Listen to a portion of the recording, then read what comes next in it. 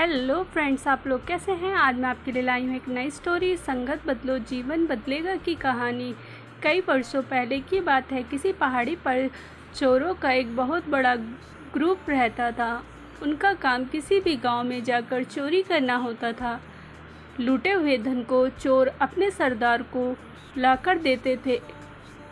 उस सामान को चोरों का सरदार चोर बाज़ार में बेचकर सभी के लिए खाने पीने का इंतज़ाम करता था तथा कुछ पैसे भी दे देता था। प्रतिदिन ऐसे ही चलता रहता था। चारों के ग्रुप में दो दोस्त रहते थे जिनका नाम सुखदेव सिंह और सुखचैन सिंह था। दोनों दोस्त कहीं भी चोरी करने एक साथ जाते थे तथा हमेशा एक साथ रहते थे। एक दिन दोनों को चोरी करने के लिए पहाड़ी से दूर रहमतपुर नामक गांव में भेजा गया।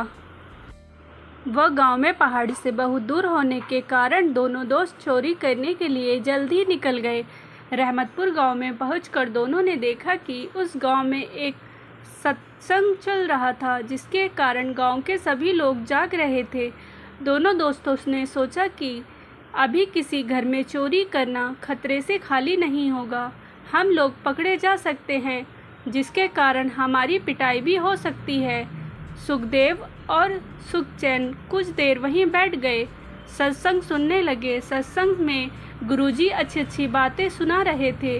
गुरुजी की बातें दोनों चोरों को बहुत अच्छी लग रही थी। सत्संग आधी रात को ख़त्म हो गया। सभी लोग अपने अपने घर चले गए।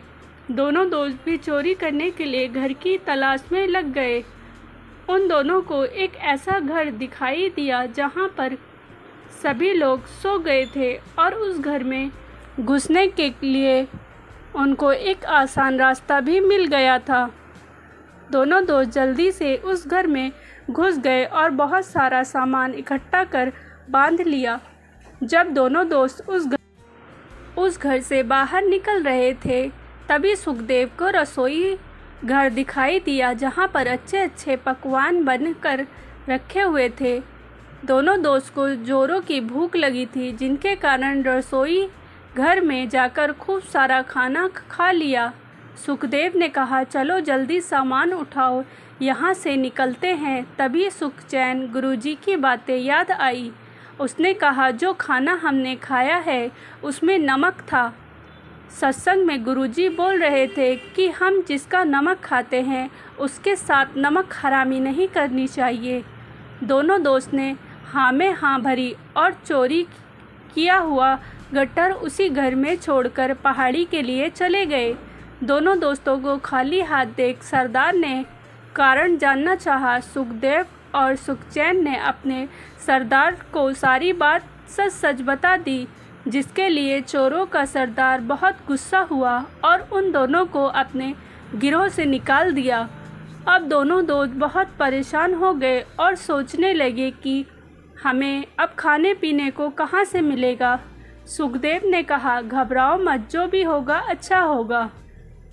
दोनों दोस्त फिर से उसी गांव में गए और उन्हीं गुरुजी से मिलकर सारी बात सच सच बता दी।